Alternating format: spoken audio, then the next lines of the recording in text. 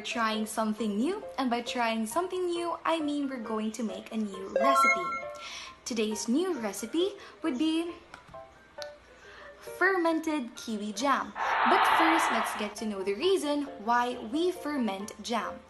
So cooks in the Middle East are credited for being the first to prepare jam and preserves. However, historians aren't sure of the exact period. What we know about is it started during or before the 11th century. Now it's time to make the kiwi jam. Don't forget your aprons. Let's make jam. So first, we will be preparing 2 kiwis. You guys might be wondering why we are going to use these ingredients. Well, kiwi is high in acid and low in pectin. When making jams, it is best to use recipes with added pectin. I am rinsing the kiwi through running water.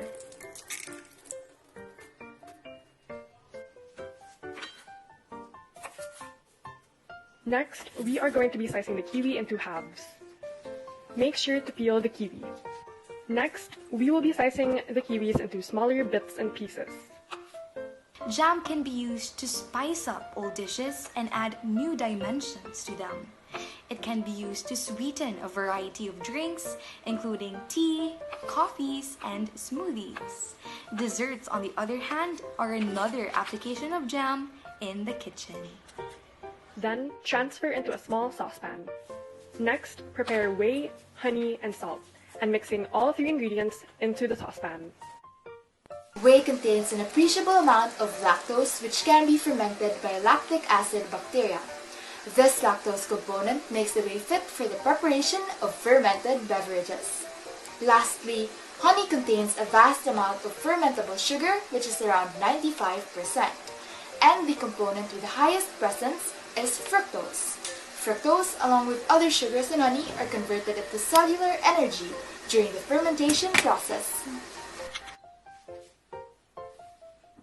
While smashing the kiwi, allow its juices to release. This process is when the sugar breaks down into its acid form without the need of oxygen. Fermentation in jams occurs with the help of sugar, acid, and pectin. These 3 substances lower the pH of the preserve and bind readily available water, preventing microbial growth in the environment. Increased acidity can also trigger chemical reactions like pectin sets, which can help to limit microbial growth. Leave to simmer for 5 or more minutes until the jam thickens. Remove the saucepan from heat and allow the heated juices to cool in room temperature so it can be placed in a jar afterwards. And there you have it. Simple. You got yourself kiwi jam.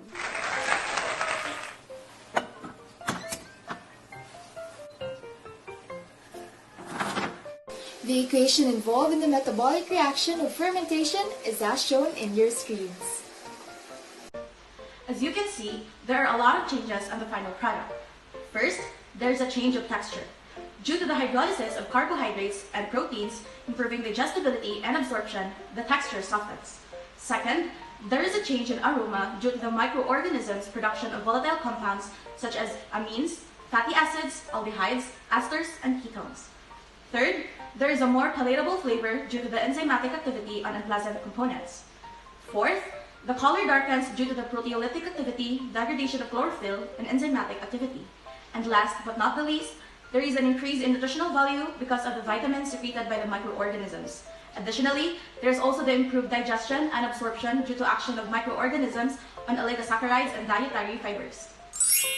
In fermented foods, lactic acid bacteria, LAB, produces antimicrobial metabolites including organic acids like propionic, acetic acid, and lactic acid as final products.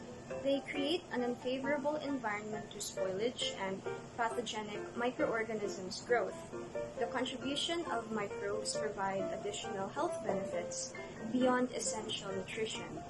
These microbes are available for human consumption to lower the risk of gastrointestinal infections.